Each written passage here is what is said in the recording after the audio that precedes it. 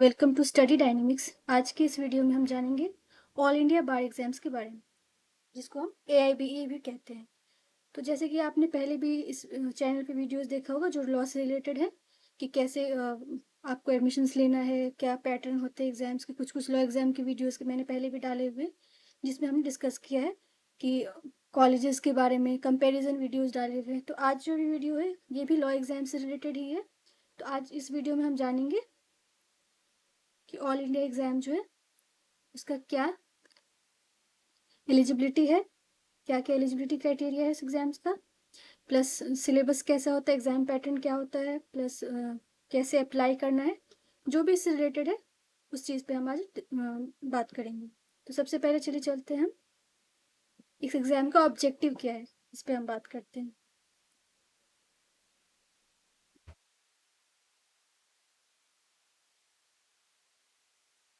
Objective of exam यहाँ पे discuss किया गया कि ऑल इंडिया बार एग्जाम जो है उसका एम क्या है, to maintain high standards in the legal profession. तो ये लीगल प्रोफेशन से रिलेटेड एग्जाम है। ये आपको कॉम्पिटेंस का आपका एक्सेस करता है, आपका प्रोफेशनल एथिक्स को इन्हेंस करता है, आपका लीगल प्रोफिशिएंसी को इंश्योर करता है, आपका स्टैंडर्डाइज स्किल्स के को मतलब इम्प्रूव करता है। तो ये इसका ऑब्जेक्टिव हो गया। दूसरी चीज जो है वो है कैसे आप इस एग्जाम के लिए अप्लाई कर सकते हैं। तो इसका आपको ऑनलाइन एप्लीकेशन ही होता है, आप ऑनलाइन ही आपको इस एग्जाम के लिए आपको फॉर्म जो फिल करना होता है वो ऑनलाइन ही होता है प्रोसेस। जनरली इसका जो फॉर्म वगैरह आता है वो अगस्त के टाइम में आता है। अगर एडमिट कार्ड की बात करें तो ये अक्टूबर नवंबर के अराउंड आता है, और एग्जाम जो है जनरली दिसंबर में कंडक्ट करवाया जाता है। तो ऑनलाइन रजिस्ट्रेशन होता है, यहाँ पे फिलिंग द एप्लीकेशन फॉर्म कैसे करना है, लॉगिन करना है, अकाउंट बनाना है, उसके बाद आपको अपने जो भी डॉक्यूमेंट्स है वो अपलोड करना है, और क्या क्या डॉक्यूमेंट्स में अपलोड करना है यहाँ पे वो सब लिखा हुआ है कि आपको रिसेंट पासपोर्ट साइज फोटो करना है, सिग्नेचर करना है, self attested copy of your enrolment certificate. ये सब क्या होता है वो हम अभी डिस्कस करेंगे। उससे पहले हम बात करते कि कैसे आप कौन कौन एलिजिबल है इस एग्जाम को देने के लिए। तो एलिजिबिलिटी क्राइटेरिया की अगर हम बात करें तो उसमें ये लिखा हुआ है यहाँ पे, must have completed a 3 year or 5 year LLB from a recognized law college or university। तो अगर आपने अपना 3 year या 5 year जो भी LLB का डिग्री है वो कंप्लीट कर लिया, उसके बाद आपके रिजल्ट्स आ गए हैं, उसके बाद आपका नेक्स्ट प्रोसेस ये रहेगा। यहाँ पे मैं आपको डिटेल में थोड़ा सा बता देती हूँ कि पहले आपने अपने LLB डिग्री कंप्लीट किया, नेक्स्ट उसके बाद आपका डिग्री आ जाएगा, मतलब आपका अगर प्रोविंशियल जो भी आपका प्रोविजनल सर्टिफिकेट होता है, मार्कशीट वगैरह वो आ जाता है। तो आप किसी भी स्टेट, चाहे वो बार काउंसिल ऑफ दिल्ली हो या किसी भी bar council, state bar council में अपना एनरोलमेंट करवाओगे। वहां पे एनरोलमेंट करवाने के बाद आपको 2 year का टेम्पररी लाइसेंस मिलेगा। और अगर आप उस टेम्पररी लाइसेंस को परमानेंट करना चाहते हो तो उसके लिए आपको उस 2 साल के अंदर AIB क्लियर करना हो। तो AIB जो है वो वंस इन ईयर कंडक्ट करवाया जाता है, 1 साल में एक बार होता है। तो आपने अगर किसी भी स्टेट बार काउंसिल में अपना एनरोलमेंट करवाया तो वहां पे आपको 2 साल का मिलेगा टेम्पररी, आपका टेम्पररी वहां पे एनरोलमेंट होगा। आप परमानेंट आपको सर्टिफिकेट नहीं मिलेगा। परमानेंट सर्टिफिकेट के लिए that is certificate of practice जो परमानेंट होता है वो आपको मिलेगा। AIB अगर आप एग्जाम क्लियर कर लेते हो, आप पास हो जाते हो, तब ये आपको सर्टिफिकेट ऑफ परमानेंसी मिलेगा। तभी आप उसके बाद आपको कोई एक्सटेंशन की या फिर आपके पास परमानेंट प्रैक्टिस का आपके पास लाइसेंस हो जाएगा। तो ये बेसिक जो पर्पस है ऑल इंडिया बार एग्जाम का यही है, इसीलिए एग्जाम कंडक्ट करवाया जाता है। यहाँ पे हम अभी जो है अभी नेक्स्ट एग्जाम जो होने वाला है वो AIBE 20 होने वाला है। तो इसकी हम डिटेल में थोड़ा इसके बारे में बात करते हैं। जैसे कि एजुकेशनल क्वालिफिकेशन, तो एजुकेशनल क्वालिफिकेशन में या तो आपने 3 year LLB किया हो जो आफ्टर ग्रेजुएशन होता है, या फिर आपने 5 year LLB किया हो जो आफ्टर 12th होता है। इन दोनों में से आपने एक एग्जाम दिया हो, उसका आप क्वालिफाइड हो एग्जाम में। फाइनल ईयर स्टूडेंट जो है with no backlogs are also eligible to apply, वो भी अप्लाई कर सकते हैं जिनका बैकलॉग नहीं है, जिनके प्रोविजनल मार्कशीट वगैरह कुछ भी आपने एग्जाम दे दिया है तो आप दे सकते हो। नेक्स्ट है मिनिमम पासिंग मार्क्स, तो ऐसा कोई है नहीं, बाकी वो कट ऑफ आता है 45%, मतलब जो कैटेगरी कैटेगरी वाइज जो है वहाँ पे वो अपना कट ऑफ निकालती है, उसके बेसिस पे ही आपका ये डिसाइड होता है कि आपने क्लियर किया है, आप पास हुए, आपने क्वालिफाई किया है नहीं। एनरोलमेंट की क्या क्राइटेरिया है? Candidate without an enrolment certificate can also register for AIBE, तो आप कर सकते हो, रजिस्टर कर सकते हो, बाकी आपको क्या करना है, बाद में एनरोलमेंट करवाना है, एनरोलमेंट कराना ज़रूरी है। एज लिमिट क्या है? तो एज लिमिट कुछ भी वहाँ पे कोई फिक्स एज लिमिट नहीं है कि आप इतने साल के हो तभी दे सकते हो, कोई एज लिमिट नहीं है। कंडक्टिंग बॉडी कौन है? कंडक्टिंग बॉडी हो जाएगा बार काउंसिल ऑफ इंडिया, तो बार काउंसिल ऑफ इंडिया जो है वो ये एग्जाम कंडक्ट करवाती है। एग्जाम का लेवल क्या है? नेशनल लेवल एग्जाम है। एग्जाम की फ्रीक्वेंसी क्या है? तो जैसे मैंने बताया है वंस इन अ ईयर होता है, साल में एक बार ही एग्जाम होता है। फीस की बात करें तो अभी तक जो हमारे पास इंफॉर्मेशन है उसके हिसाब से जो यहाँ पे जनरल ओबीसी की फीस है 3500 समथिंग, और बाकी अदर रिजर्व कैटेगरी की है 2500 समथिंग। और अभी कुछ चल रहा है जजमेंट वगैरह कि कोर्ट ने बोला है कि जो अमाउंट है उसको रिड्यूस करने का, तो अभी अभी कोई ऐसे फाइनल डिसीजन पे आया नहीं। अगर वो आ जाता है, अगर तो हो सकता है कि चांसेस है कि फीस जो अमाउंट जो है वो रिड्यूस किया जाए, वो कम हो सकता है। फिर एलिजिबिलिटी की हमने बात कर ली है अभी। नेक्स्ट है पर्पस क्या है एग्जाम का, क्यों क्यों हमें देना चाहिए एग्जाम, कोई भी अगर लॉयर कोई एडवोकेट उसको एग्जाम देने की क्या जरूरत है?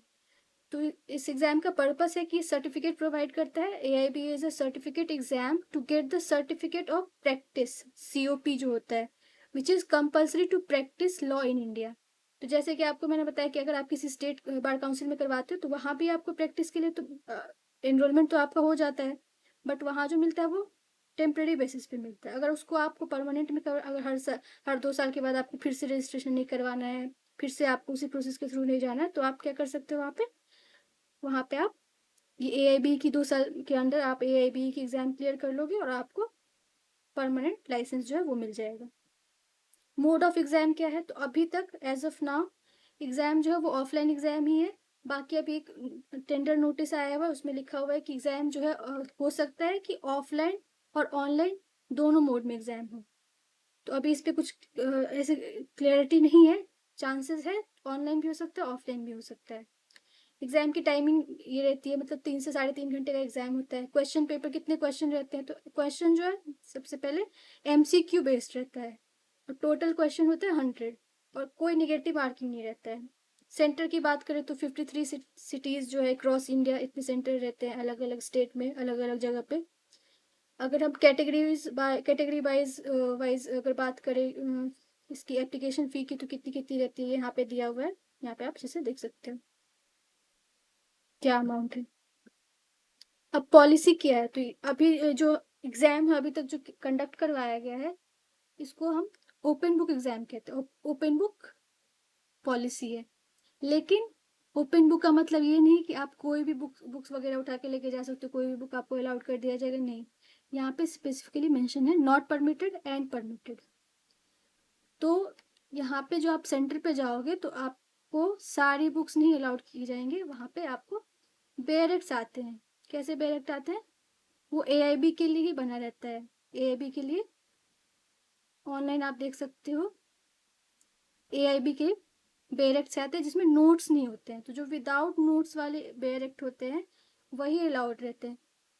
चांस है कहीं किसी सेंटर पे शायद अलाउ कर भी दिया जाए इसके, लेकिन फिर वही है कि रिस्क है कि आप लेके जाओगे और शायद आपको अलाउ नहीं किया जाए। तो सेफ साइड के लिए अच्छा रहेगा कि आप जो ये AIB के जो आते हैं वो डायरेक्ट लेके जाओ। अगर आपके या तो आप परचेज कर लो या फिर आपके जो सीनियर्स है आप उनसे भी बोरो कर सकते हो।